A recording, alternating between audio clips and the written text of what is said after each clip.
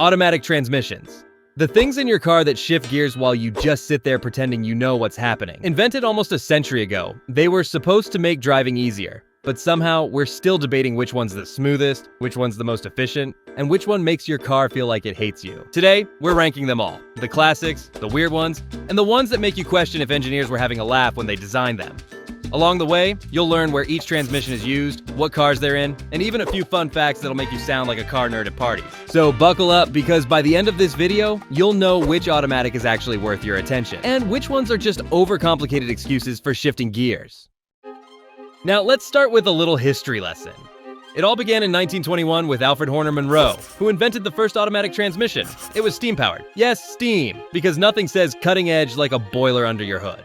I don't have that much information on how it drove, but I imagine using steam to change gears wasn't the smoothest.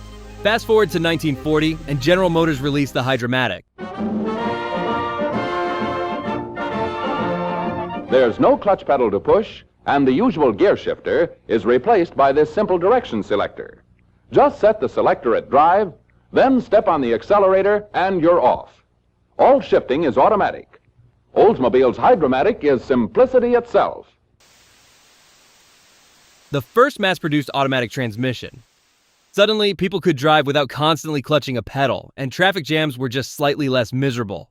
Well, actually, I don't think traffic jams were invented back then.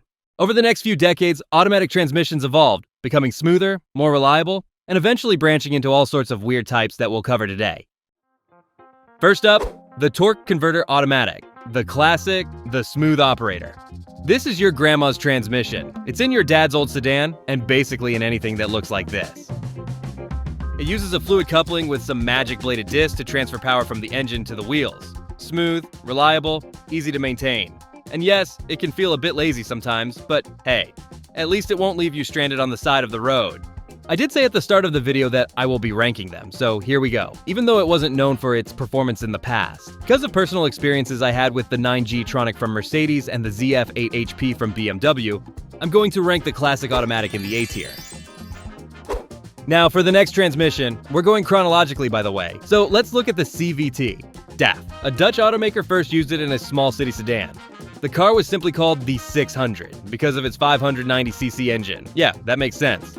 This was all the way back in the 50s when they figured out that instead of a bunch of fixed gears like a normal transmission, you can put two cones facing each other with a belt in between. These cones can slide closer together or farther apart. When one cone gets skinnier, the other gets fatter, and the belt rides up or down, changing the ratio infinitely smoothly so the engine can always stay in its happy RPM zone while the car accelerates. It's efficient, it's quiet, but if you're a gearhead who likes feeling your car shift, this one might make you sad. Oh, and something else that might make you sad is the reliability issue. I heard stories of CVTs exploding before 100,000 miles. But now that planetary geared CVTs are a thing, that might be in the past. Even so, I wouldn't trust a belt and some shafts on a long road trip, so this one is going all the way down to C on the tier list. The next evolution in automatic gearboxes was the automated manual transmission, or AMT for short. This was basically just a manual transmission with two actuators, one for the clutch and another for the gear selector. Basically in the 90s, some Italians decided to take a manual gearbox and ruin it. The shifts were bad and slow, but over time it got slightly better with improved actuators and modern ECUs.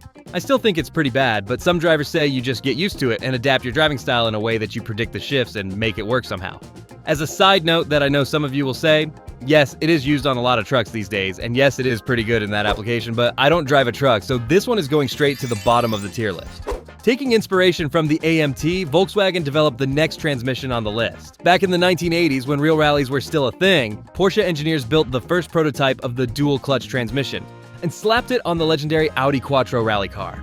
It had some success in the rally world, but was first used in a production car 2 decades later.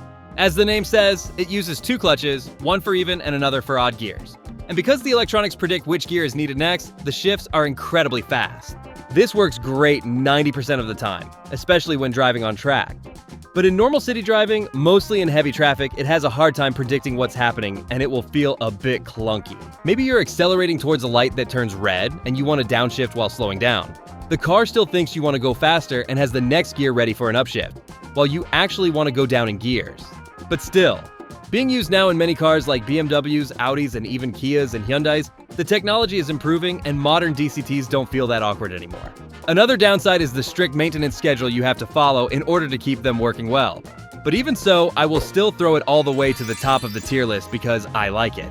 Now that we went through the most common and socially accepted automatics, let's see some unhonorable mentions. You might have heard that electric cars don't have any gears, but that isn't exactly true.